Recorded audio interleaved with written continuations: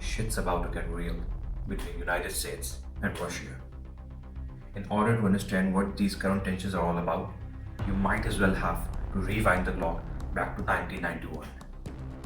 30 years ago, the Soviet Union formally dissolved and it broke into 15 different nations. Ukraine was one of them. But the situation was messy then and is still messy now. But the real tug of war between these two powerhouses is all about Ukraine's NATO membership. See, the United States and the NATO is eager on giving Ukraine a NATO membership. But Russia, on the other hand, is doing all it can to prevent this. Why? Because a NATO membership to Ukraine would exactly mean that the United States would have an immediate military presence in Ukraine, which means that not only United States but other NATO members would have a direct check on Russia's military movement near the Ukraine-Russia border. And Russia would not let that happen at any cost. See, I myself had no plan whatsoever to discuss about this issue. But since we humans technically live in a global village, I found it of utter significance that you and I should be aware of the current global political situation. About 6 months ago, the US-led coalition in Afghanistan left after 2 decades of humiliation. And just when the world thought that peace could prevail, we come across yet another conflict. But this time, it's between the current superpower and the former superpower. But the question arises, why?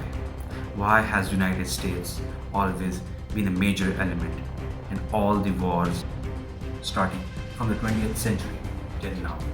Whether it be the World War I, World War II, the Vietnam War, the Korean War, the Persian Gulf War, the war in Afghanistan, or the war in Iraq. There's only one common element: the United States of America. And the answer is simple. Who has the biggest weapon industry in the world? Who supplies the most arms around the world? Who is the biggest exporter of weapons and arms in the world? And the answer is United States of America. And let's be honest, in order to keep running an arms industry, you have to keep regions all around the world unstable in forms of civil disobedience or civil wars. Who could do it better than USA? But the most intriguing part is that the Western media is playing a very negative role in all this conflict.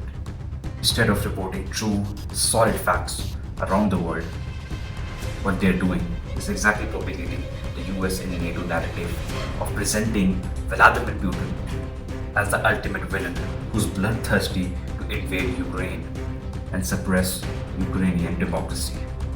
But in reality, it's exactly the opposite.